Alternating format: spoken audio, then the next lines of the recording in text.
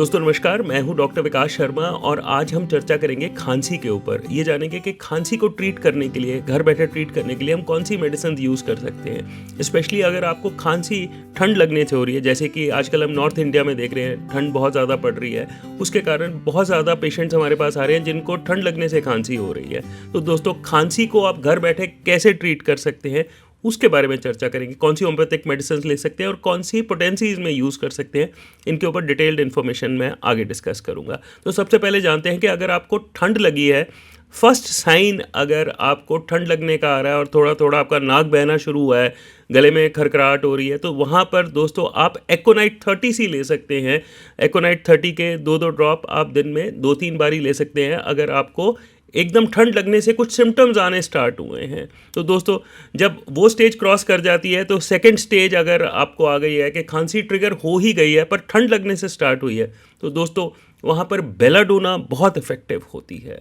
दोस्तों third medicine, ठंड लगने के बाद अगर आपकी खांसी प्रोग्रेस करके आपकी आवाज़ भी थोड़ी थोड़ी बैठने लग गई है, जिसे हम होर्स कॉफ बोलते हैं, बार्किंग कॉफ बोलते हैं, तो दोस्तों वहाँ पर हीपर सल्फ और स्पॉन्जिया बहुत इफेक्टिव मेडिसिन होती हैं। अगर आपकी बार्किंग टाइप की कॉफ हो गई है, जैसे जिसे हम कुत्ता खांसी भी बोलते हैं, पर वो थोड़े दिन एडवांस स्टेज के बाद होती है। एकदम शुरुआत में तो एकोनाइट, बेलाडोना और हीपर सल्फ ही हेल्प करती हैं।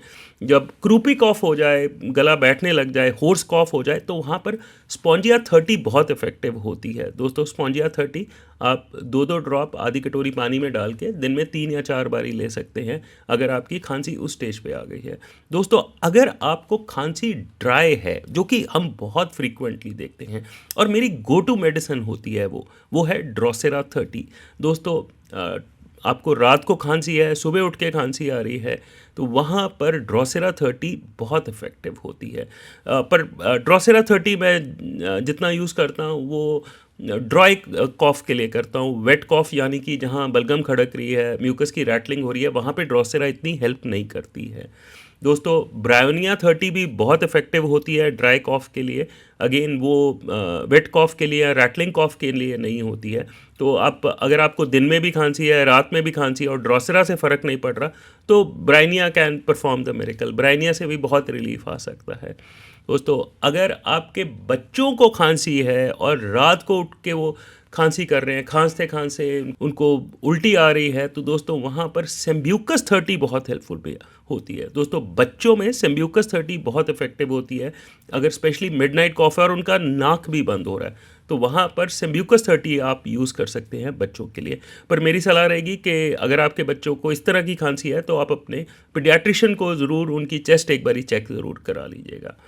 दोस्तों अब आते हैं रैटलिंग कॉफ़ के लिए। जो रैटलिंग कॉफ़ मतलब वेट कॉफ़ के अगर बलगम बहुत ज़्यादा खड़क रही है, तो दोस्तों वहाँ पर जो गोल्डन मेडिसिन है वो है एंटिमटाट 30।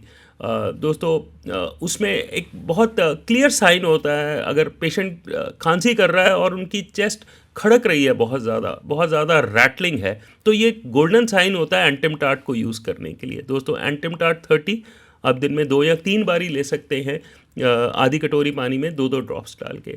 दोस्तों ये सारी सेफ़ मेडिसिन हैं, पर फिर भी मैं चाहूँगा कि आप अपने होम्योपैथिक डॉक्टर से एक बारी ज़रूर सलाह कर लें कि, और स्पेशली अपनी चेस्ट को चेक करा लें अगर आपको वीजिंग हो रही है या रैटलिंग हो रही है।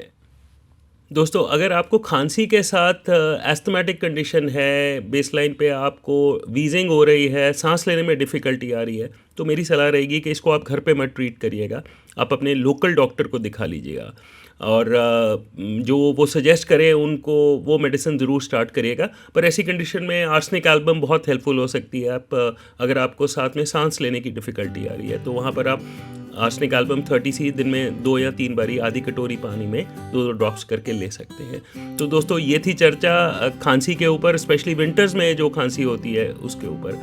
तो अगर आपको कोई क्वेरी हो, आप हमारी क्लिनिक पे कॉल कर सकते हैं या आप हमें ईमेल कर सकते हैं विकास@drhomeo तक। दोस्तों अगले वीडियो तक के लिए नमस्कार।